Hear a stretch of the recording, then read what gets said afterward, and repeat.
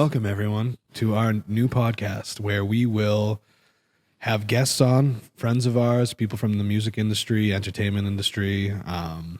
And, when there's no guest, we will, pull a topic that might be of interest to people in the music or entertainment industry. I assume, right, Sean? Is that how we're going to do it? Yeah. That's how I'd like to do it. Yeah, you would think that's how it'll go. If we get off topic, somebody fucking stop us. Let's jump back on. No, but I think this will be a good podcast for just information on all aspects of how to come up as an artist, what, major A&Rs are thinking, how we got to where we are, kind of all our friends are kind of all in the same boat. So I think it's naturally just going to help upcoming artists as well as anyone else too, producers, songwriters, people that are just interested in the music business and how it works. I think it's going to be cool. I agree. Everyone here has eaten a lot of shit over the years in this business. You learn to like the taste. Yeah. So I guess breath. if we can help you not eat so much shit, that's probably a good thing, right? Helps out. Yeah, we like to use the analogy that there's landmines out there, and we know where they are because we've already blown our legs off. Yeah. So don't walk there. Walk there. Unless you want to be Lieutenant Dan. So let's start at the top then. I mean, who are you? What do you guys do? What's going on in your world? How do we define what's happening here? So here we are, OKTAPUS, producer extraordinaires, songwriters. But, we came up in our rock bands that, I think they did pretty okay. Yeah, we did all right. I mean, given the time and I guess the situation, the state of the music industry at the time, it was pretty tough since rock was actually dying while we were out there. Yeah, right. Trying to go Yeah, up. we were working for some reason, and all the major labels were like scratching their heads. I remember having meetings with all of them, and none of them really understood how we were being, making money, how we were being successful, because they were firing all of their staff in the rock department, which was that's been going on since day one for real. Like the firing of staff will never change. I came up in a slightly different thing. Rock was exploding, right, and the industry had its foot on our necks. You know what I mean? Like that's what was stopping us. I know you're always responsible for your own bullshit, but all the things going on in the business while rock was exploding in the early 2000s. Well, yeah. Well, since you were first, why don't we start with Null Set and kind of just, we don't have to do the whole documentary, but Gangsta Bitch Bobby. the cliff notes. All right. Basically, this is how my story kind of goes, and I'll be as brief as I can. In the late 90s, a bunch of friends started a band just like anybody, and it just took off kind of quick because we were in that kind of like rap rock thing when before it was really happening. And eventually, we had like Rick Rubin looking at us. We had Capitol Records looking at us. We had like rap labels looking at us. And we weren't even really fucking rap. I mean, it was just like messy shit. You know what I mean? Yeah. But anyways, everything was working. It was noise. I'm not going to lie. It was fucking noise. But New metal was noise. it was total but it was noise. fucking It was awesome. cool. But it was energy. And Yeah, that's it kind was of our energy. thing, was just all energy. It's mumble rap. It wasn't even mumble. It was more like As the screaming. mumble- just saying, the mumble rap of the time. Yeah. It was just screaming bullshit, honestly. So, but anyways, through a series of events, like we just started getting bigger and bigger and selling out all the clubs in Boston. And we did a showcase with a couple of bands in the city. Like it was in like 98. And A&R from Capitol Records came out, and he loved us. So that started this weird relationship. We were going to sign with Capitol. These guys, it was the team that signed Nirvana and manages the Foo Fighters, and they managed, Rage and fucking the Beastie Boys. Anyways, all that shit started falling apart with the Capitol thing. So they brought us over to Grand Royal, and we signed with the Beastie Boys, and it started working well. We made a couple mistakes with producers, blah blah blah. So, anyways, cut to the future, and we made a record with Howard Benson, who's a multi-platinum producer, and everything was going really well. And the record got stalled, and 911 happened, and the Beastie Boys office was right down the street from the Twin Towers, and that kind of just that just killed it. That killed the whole vibe. That actually killed the whole industry. You know what I mean? Well, which started your now adventure as a producer and engineer with Howard, right? Yeah, well, he ended up paying me with a Pro Tools rig and hard drives and all the shit I needed back in like in 2001 or whatever, when it wasn't like easy for me to do that shit. I worked on POD Satellite, the album, I cutting drums and shit, and he paid me with a Pro Tools rig that, you know, eventually kind of, not this place specifically, but started the studio, which kind of started that ball rolling, and that's how I do it, you know. That's where I came from. Yeah. Quickly though, I jumped off of making records a few years ago to do videos and stuff like that. So you know, that's me. Stuff like that, like videos with Godsmack from Ashes to New. So not nobody videos. No, good videos and stuff. But now, you know, now we're doing this, and you know, it's more important than, you know, working like a slave for some rock band that, you know, they don't give a fuck. The same way I wouldn't give a fuck, you know what I mean? So yeah, that's me, man. Yeah, well then, you know, add the little graphic over to now. You got little Mark and Derek harassing you in your studio. Oh, yeah, that's right. So, all right, this is cool though. So when Howard gave me that studio and things started popping, I really had like a very, very, very busy studio, like a fucking dentist office. It was very busy.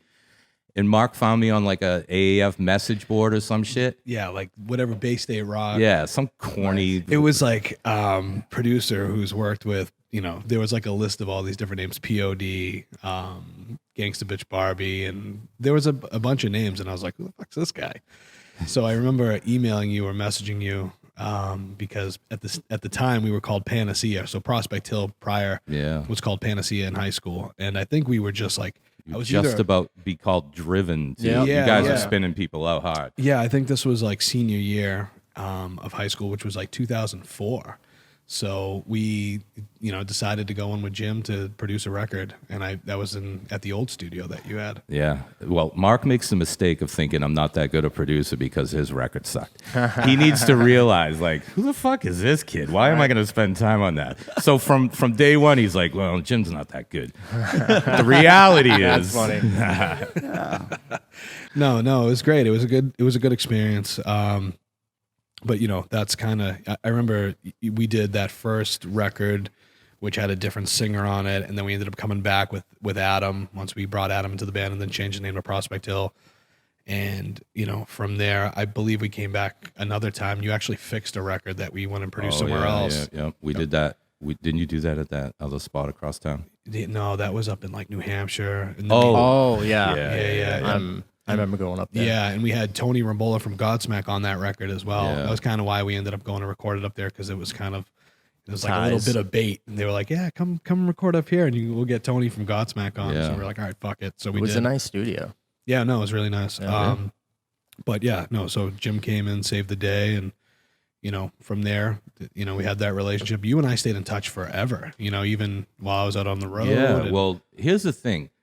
And other producers that see a lot of people will know that when you get a group in that's going to do something, it's the music secondary. You can tell when a group of dudes walks in a room and they're like cool, or that they're going to get a crowd going or whatever. Like, you can tell. And when I first met you guys, you were little kids and you were mad awkward. Every one of you did not become like a man yet, for real, right? But we had the best fucking time, especially when your father left. And that was like that, and I knew immediately. And you guys weren't even a realized band. I was like, "There's something about these fucking guys." But you were a little kid, and I was a man at that point, honestly. Yeah. And I was like, I kept in touch with this kid because he just was different. You know, you knew shit other people didn't know. Well, so that's a good segue. Why don't we jump into the story of now? You know, we got Jim to Prospect Hill, and the story continues. The saga continues here. Yeah. So Prospect Hill was, you know, kind of an evolution that came about from Derek Russo, my guitar player. Him and I, you know, we met in like 7th grade in high school. Like two of the only white kids in class, so they sat us next to each other, which is kind of funny. And he had a Korn sticker on his notebook, and I thought I was the only kid that liked rock music in school. So this new kid shows up, and I'm like, oh my god, you got a Korn sticker? Like, you like Korn? And, you know, from there it was like, hey, I'm trying to start a band. He's like, oh really? I'm trying to start a band too. So, you know, one thing led to another, and he, you know, thought he could sing, couldn't sing. So yeah, Derek was a magical piece of work when he was a little kid. He really was. He still is. So, you know, basically Johnny and I were already jamming Johnny and Johnny had you had a bass guitar initially. You got Yeah, it was initially a bass. I remember me and you were like fishing once when we were like 12 or 13 or whatever. And you're like, I'm starting a band. You should get an instrument, blah, blah, blah. And you're like, if I was going to play an instrument, I'd play bass, blah, blah, blah. Because I kind of played percussion in the school band.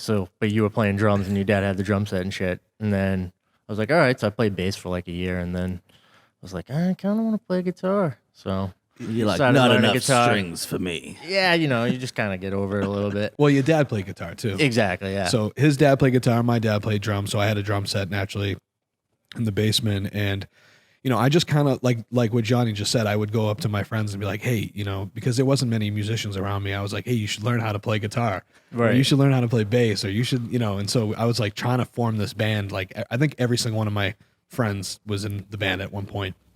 I don't know why I feel like those days are over. Like kids don't.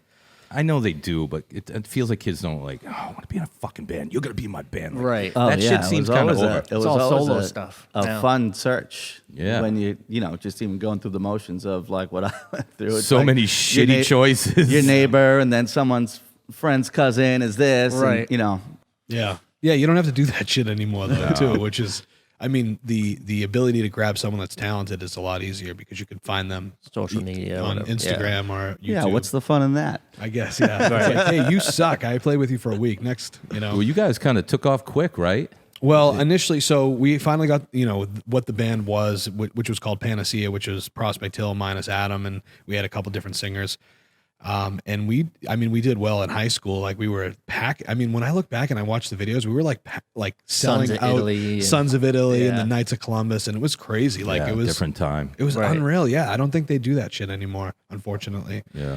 And it was awesome. And then we decided we were going to make a record, and it wasn't really a record. It was actually like a shit demo we went and did with a cousin of mine.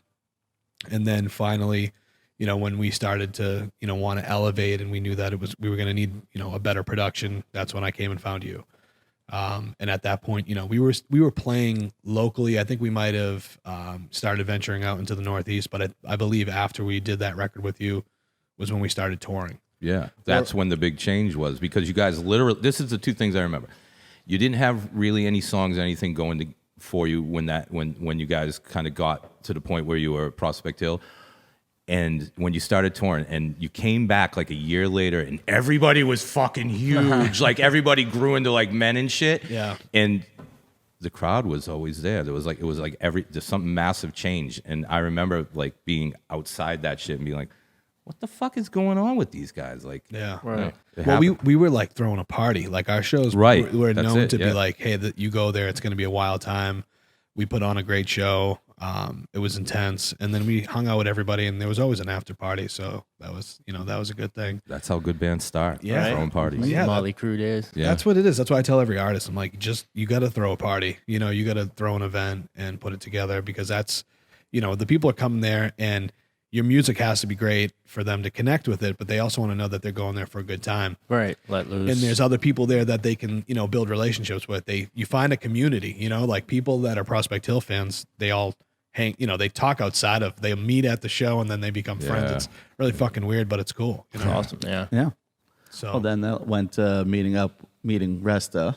yeah. So then, from Jim after that, we ended up just, going to another producer that was local, that was, Anthony Rest is like an acclaimed, multi-platinum selling producer who's worked with like Collective Soul, Duran Duran, Blondie, Elton John. And he's got like a very specific sound to him and vibe. And we took one of our singles to him, and, he elevated our game. He made it, Jim was very forgiving to us, and Anthony wasn't. Anthony was like, yeah, no, that's not going to fly in here. And like, No, you were paying him, so he cared. yeah, we were, he made us be a lot better. It forced us to elevate, playing wise, writing wise. And so from there, that single ended up going out, and it's crazy because that single found itself on radio across the country naturally with no push. It was amazing. Quickly explain what that means to an artist watching. Like, spend a little money, get a real producer, get your shit tight, get out there and like watch the difference that happens, you know? Yeah, I mean, when you get to that next level and working with a producer that helps you construct that song properly so that it is, major label level and doesn't give a shit about your feelings and will kick the drummer out of the room if he can't play to a fucking click, or bring in another songwriter or another musician or another player, because at the end of the day, the job is to make sure that the song, it's about the song, is at the level Not it's supposed to feelings. be. Yeah, no one's feelings. Like if you want to fucking jam on the song, just don't come here. You know what I mean? Yeah. Don't work know with your that parts. producer. Yeah. If you're just there to have a good time, that's not the step you're ready to take then. And from there, when you have a song of that level, and you've already built a foundation, that song will find opportunities for you. It'll naturally just get out there. And if you have enough fan base already, the word of mouth will spread that. And you'll start seeing opportunities like write-ups, show opportunities, radio play. Like program directors were picking up the single. One of them in Maine picked it up and started spinning it like 4 to 6 times a day. It was insane. And I remember we had CDs at Bull Moose Music, which is like a small chain in New England. We did that too. We used to sell that shit out all day. Yeah. And I remember just sending them the CDs, and they each had like 5 of them in all of their stores. And then a few particular ones, once it hit radio, sold out immediately. And they asked us for more. And I'm like, holy shit. And then I sent them, I think, like 10 each more. And then immediately they came back, no, we need more. And I sent them like boxes of like 50 to 100 CDs after that. And they just kept selling out. That's when it matters, right? Yeah. Yeah. And that was a turning point, because then we started realizing like, shit, we have something here. It works. Then we got invited to go play the Bangor State Fair up in Maine. And it was like a Sunday. And we've never played there before. We were never there. And there was like 1,500 people in front of us singing all of the words. And we were like, holy shit. Like, this is what radio play does. Right. And I remember staying after like 4 hours, and we sold out like all of our merch. Like we sold tons of merch. And what's really fucked up though, it's like typical Prospect Hill story. That next Monday, the radio station got sold, program director got fired, and our song got removed. We were like, fuck, I got all the same stories, dude. It's the same shit, really is. Would they go classic rock or something, country, one of those? Yeah, they went safe.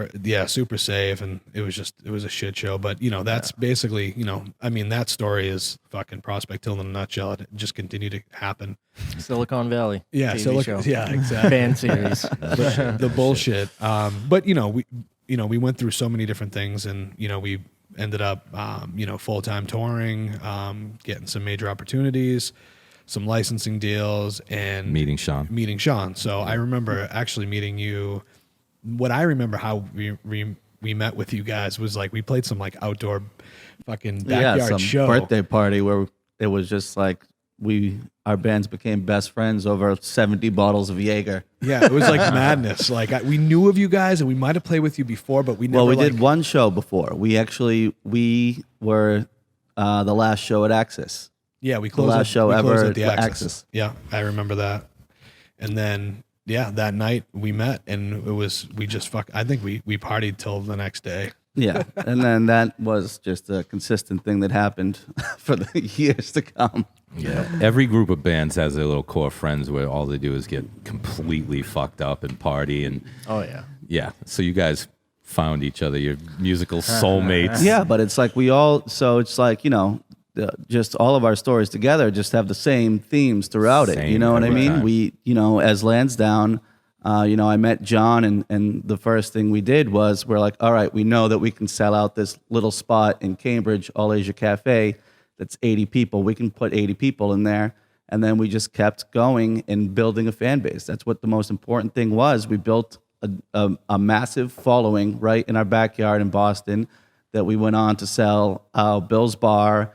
Then I remember selling out the Middle East downstairs, and I remember there were 700 people in there, and there was 200 people waiting outside of the door trying to get in, and I was like, "Holy shit, this is getting crazy now." And kind of that's just the same theme that we all had, and I think that's really what artists should think about. Is that's the most important thing, is building those fans, because building that local base and building that is what now propelled us to all those other opportunities of management deals and really then getting on the road and being on the road with bigger acts where we got to then tour with Pop Evil and Puddle of Mud and just bands of that caliber, Theory of a Dead Man, Boys Like Girls, and then obviously things start to snowball and catapult from there. But it really did go back to starting with just begging our friends to buy tickets to our shows. But then, like you, we would throw the most absurd after parties. Yeah. And so then it became like, yo, when's your next show? And then Because of the after party. Exactly. Same here. Same and here. then, yeah. it just became like, hey, going to a Lansdowne show was a great time.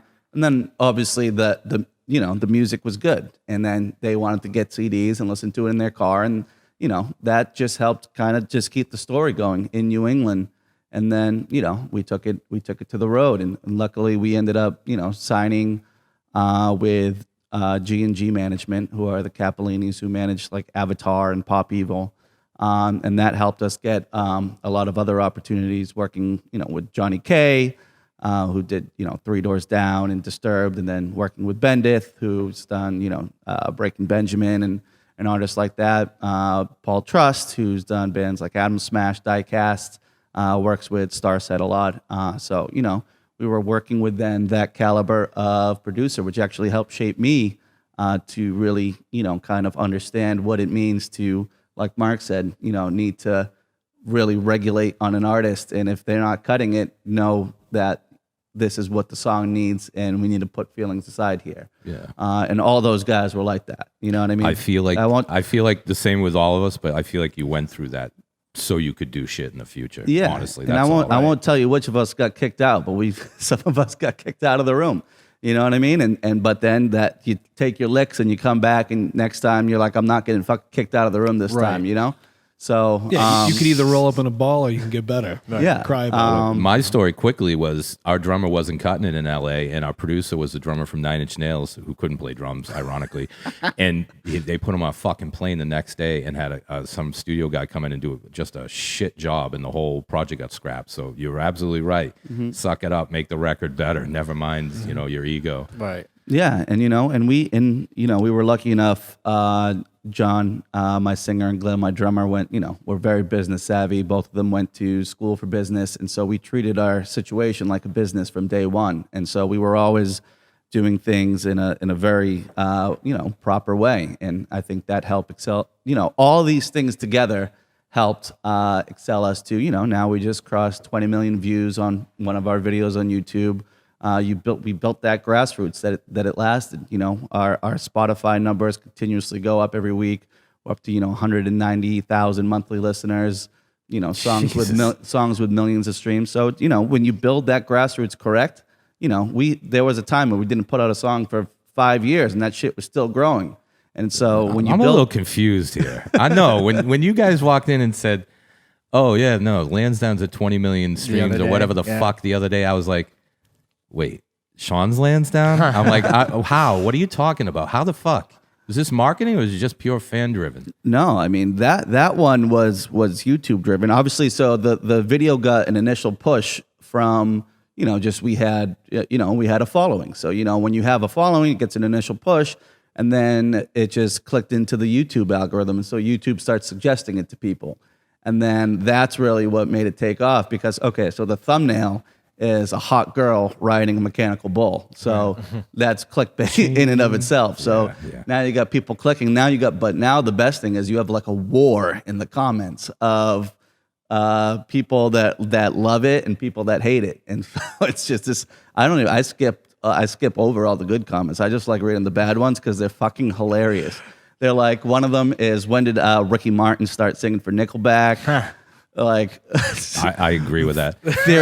No, literally, the funniest people on earth are the fucking assholes who make comments on YouTube. Dude, the funniest shit on I earth. love them so much. I hope they keep going. They're like, what is this theory? What in the theory of a nickel fuck is this? Like, The internet all is a great this place. pure gold. But Also too, didn't that song end up getting caught in with some gamers and stuff too as well? Was that one of the songs? I don't know. I think that one was more Burn Brighter, but no, but all of them ended up getting into, people doing Call of Duty montages and stuff like that, and they'll use our tracks.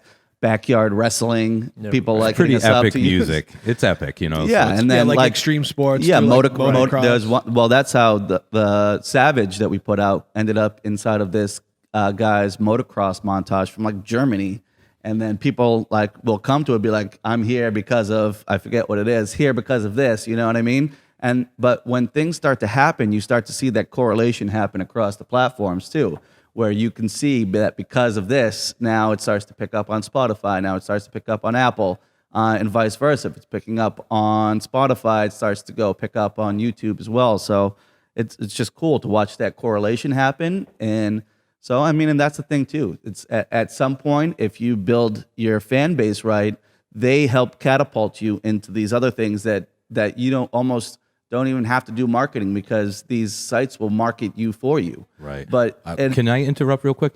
You're right on the tip. I want to tell like viewers about like your super fan theory, because you're right there. Like, just explain that real quick, because it's so important, you know. Yeah. I mean, I wrote like this whole like hilarious manifesto, but it was like make I think it was 3, but make one super fan a day.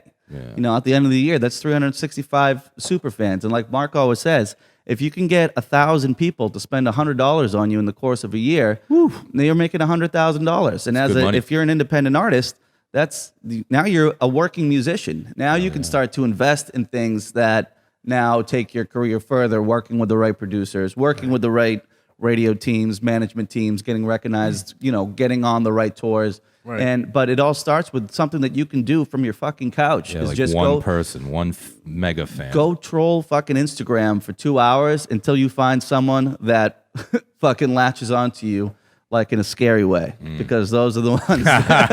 Well, if they're gonna stalk you, you might as well get your $100. Well, the big thing too is like we come from, when we were coming up, MySpace was a thing. So I tell everybody this story because what we did as a band was you could request 500 people to be your friend on MySpace for your band page Every day. That was the max. That was what you hit, and we had to hit that every day. We made that a goal with the band, and so you guys were psychopaths with that. It was crazy. So we would hit 500 people, then we would message all 500 of them, and then we would comment on their wall so we were doing 1,500 actions a day, and out of those 1,500 actions, you're gonna find a fan. You're gonna find multiple fans, and so that was kind of how we got the jump on it and building the fans. And obviously we would target the Northeast because you could go by location, you can go by similar bands. So we would find bands that were, in the vicinity of Boston, Greater New England. And we would just, go to town on that and build those connections and build that network. And you could still do the same type of formula on Instagram. That still exists. So people could still do that. And I don't think people do. I think obviously you have so many, you have limits on actions. You can't do 1,500 actions on Instagram. But, I think also the ability to target, and you don't have to cast such a broad net now. You don't have to do 1,500 to find that one fan. Right. Well, yeah, you could just go. I mean, if you're going to do it in the manual way, there's still like most people are too lazy or like, no, this is bullshit. I'm just not going to do this. That you just literally go to like some of the upcoming artist pages, and you'll see the fucking super fans. You'll see them in the comments, and you want to now try to make friends with them and bring them into your world. Yeah. And that's a DIY way that you can do it without spending a dime. But if you want to not do that, there are other ways to do it that can happen for you. That you're playing a numbers game where you can do some kind of ads and ad strategy that definitely work in the same way. That's a little less intensive, but now you got to spend money. So if you're like, well, I don't have any money, how am I going to ever break? You fucking put in the hard work. If you're lucky enough to have a budget, there's other ways around doing that you can still get to the same goal. And so it just really depends on where you're at with your project, but there's definitely ways to get there. Yeah. Well, listen, hey, if it doesn't work for you, I don't know if it stopped.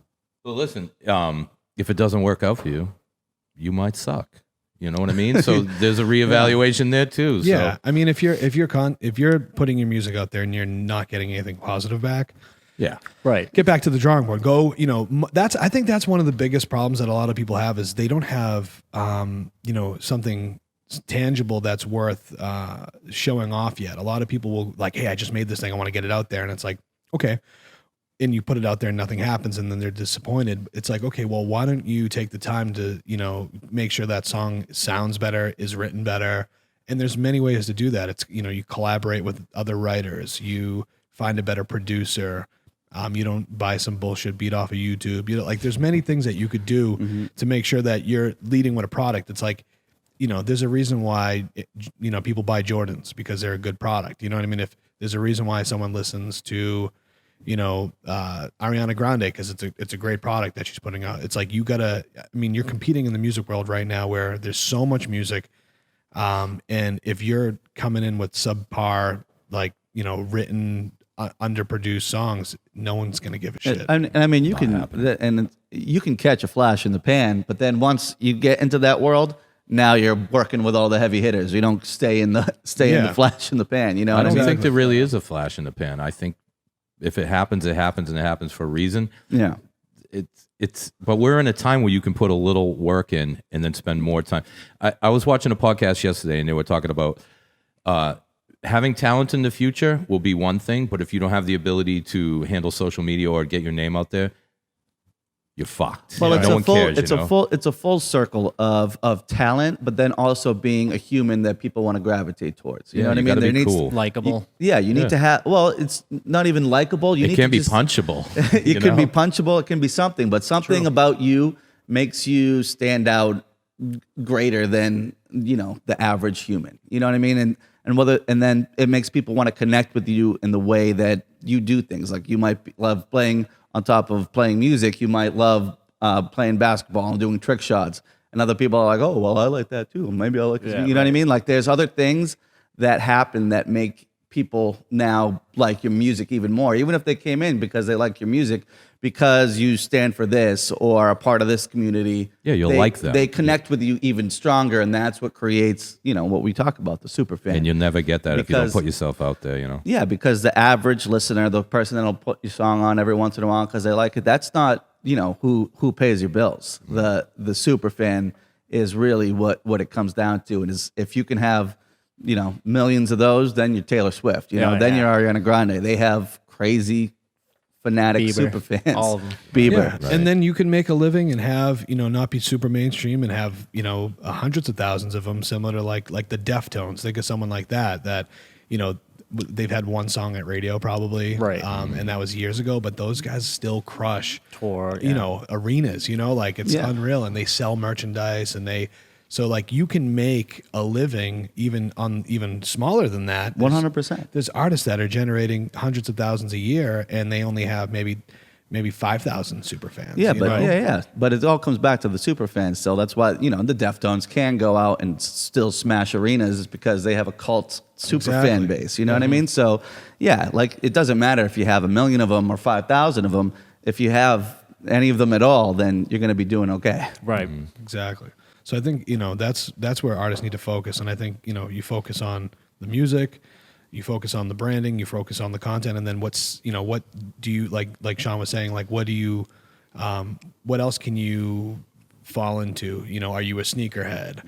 Are you a, social justice warrior? Are you, marijuana advocate? There's many things. And then you just kind of put that out there and enhance it in some way creatively because you're an artist, and tie in your music along with it. And now you're going to start bringing those people that are, have a similar lifestyle, and now they can identify their life with you and your music, which is really cool. Yeah. You see that a lot with like reggae too, like reggae artists, like, people that are surfers, people that are big into the, marijuana, they really gravitate towards that. Like there's like reggae artists that I've never even heard of. And when I was doing talent buying, fucking huge, right? They're fucking, they're huge, like it was insane huge, to me. And people were like, oh, you're going to get them. I'm like, I didn't know anything about them. Never heard their name and before. then you bring them to a club, and the club sold out. And I'm like, holy shit, I've never heard of them in my life. Well, yeah, these are like these world artists that are like more massive than anything. You think like there's these U.S. artists that are so big, but there's these world artists that like we don't even know about, that are like just, that shit I did a couple weeks ago for Sigaros. I think that's how you say it. I never heard of them ever in my life. And they're like,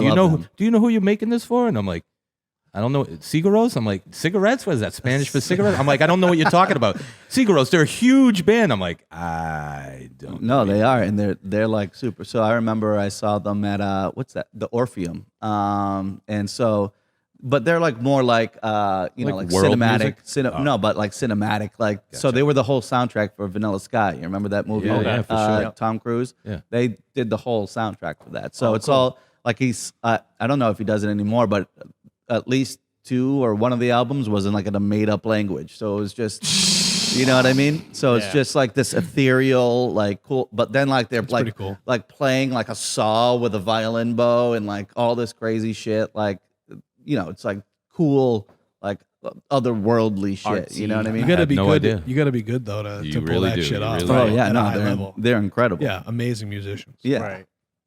That's cool. I had no fucking clue. Yeah. So let's But there you segue. go. Yeah, well, thanks.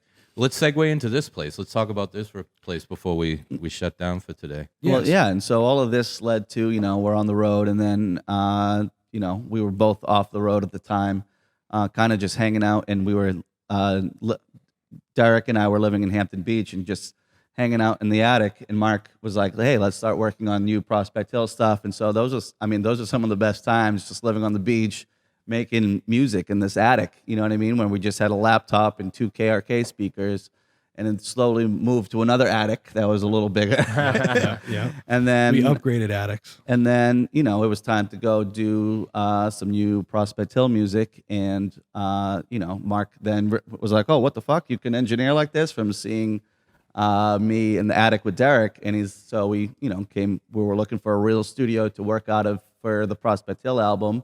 And Mark calls Jim. Well, one thing I want to interrupt on is that before that happened, we went down to Nashville and we worked with Willpower. Oh, yeah. Yep. And Willpower has worked, you know, he's Yellow Wolf's producer, co-writer. He's worked with Eminem. He's worked with everyone. And we went down there and, you know, he's great. He's super talented. But when we went down there, I was like, wait a minute, why the fuck aren't we doing this? Like, you know, that was one of the things I took away from that, was like, you know, like we are capable of doing this as a team with Sean Engineering. And then that's when I was like, you know, why don't we produce and engineer this Prospect Hill, which, you know, record, which was going to be a different iteration of Prospect Hill. We were experimenting and going a different way. And so that's when I called Jim. I said, Dude, hey, that's actually awesome, because that's a major turning point. The same thing happened when we made our record with the 9 Inch Nails drummer. We're just like, why the fuck aren't we doing this ourselves? We don't need this shit. And that's fucking awesome, especially when you can do it like your friend or whatever and create that relationship, because you're not going to do that with some random producer. You can over years, but Yeah, and so, I mean, so for people that don't know where we are, we're in Red 13 Studios, the Right. spot that we all own together as the 4 of us, but that Jim used to be here with another partner. And so Mark and I ended up coming with Prospect Hill and renting out, you know, just one room that had the studio in it to make the record. And as we were doing it for Prospect Hill, we were like, man, we could make some money doing this for other people. And kind of that just started we just went off on a, you know, artist development kind of route where we wanted to help other artists and work with other artists while still kind of doing our own thing. At the same time, which, you know, we all know as how that goes. The mechanic has the car in his front yard with the wheels off, but everybody else's cars run beautifully. I know Yeah. our shit suffered definitely, Yeah. but we've helped a lot of people over the last few years. That's for sure. Definitely. yeah, I mean, and I think too, a lot of it, I always say it was all learning. It helped elevate us. We built all the network, the connections. We built this beautiful facility. It has 3 recording studios, a video editing suite, a lot, you know, A full Soundstage. film Full soundstage, yeah, full basketball soundstage. hoop, everything. I mean, keeps it's juices flowing. it's you know, and we're about to open a second one, you know, and so it's, you know, we definitely, you know, took the route away from creating our own music, which we did the whole time, but we haven't released Just anything. a little slower. It's Yeah. slower and it's just sitting there, but I think that's, you know, one of the big Well, things. and when we're talking about our own music, we mean, you know, us at this table working together. We've released Prospect Hill songs Yeah, and yeah. Lansdowne songs, but you know, which were done here, which have done really well. But you know, we also want to kind of work together on creating our own stuff, some other stuff that we've been doing like this whole time. Like Mark Nobody said, knows about. that nobody knows about. That's just these little orphan songs that are just hiding. But don't worry, they're coming for you. Oh no. Oh no. Yeah. So we're gonna, we want to get those out, and we want to start, building the brand Oh No Octopus on more of an artist, producer front, similar to like DJ Khaled and the Chainsmokers, and Chainsmokers. but we'll be doing everything in house, and Because choosing the features. We know so many people that on a big scale that we work with every day. That it's time to just bring everyone in, and just like this will be the Ono and Friends podcast. There's going to be some Ono and Friends music going out too under Ono Octopus. And featuring these people. Like we've so one of the first projects we did as a production team out of here was with Shallow Side. Their EP that went on to sprout 3 rock singles on it. So we'll definitely be doing something with Eric. We've worked with Pop Evil out of here, doing some rights with Davey that went on to be a top 10 rock single. We got to get all the plaques.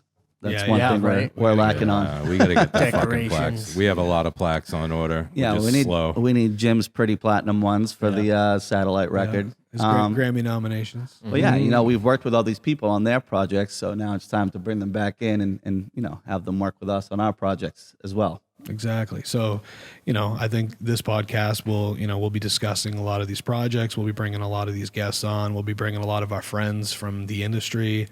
So it's really just to kind of let everybody know what's going on, get a behind the scenes, going a little more in depth on conversation on some of these topics, and then also just meet our network. We got a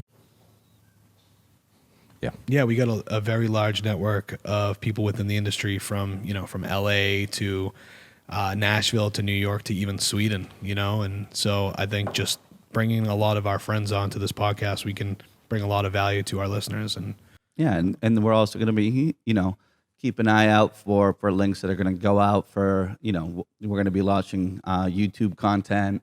We're going to be launching all, it's going to be the 2020 has given us some time to look inward and decide that we really want to get into the habit of putting a lot of stuff out. The first step is this podcast, but also we're going to be launching a ton of cool stuff about just what happens in here every day. This is literally like the Fantasy Factory, but the music side.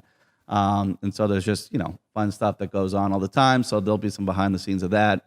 And yeah, like Mark said, we know all kinds of interesting characters from around the world. So we're definitely going to be bringing them into this podcast, and you're going to meet them all and kind of meet all the, just that's the life we have. That's kind of, you're going to get an insight into all the cool stuff that we do.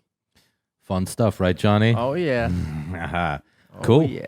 That sounds good to me, man. Love it. first episode's a wrap. First episode That's it. And is done. and we'll see you next time. Yeah.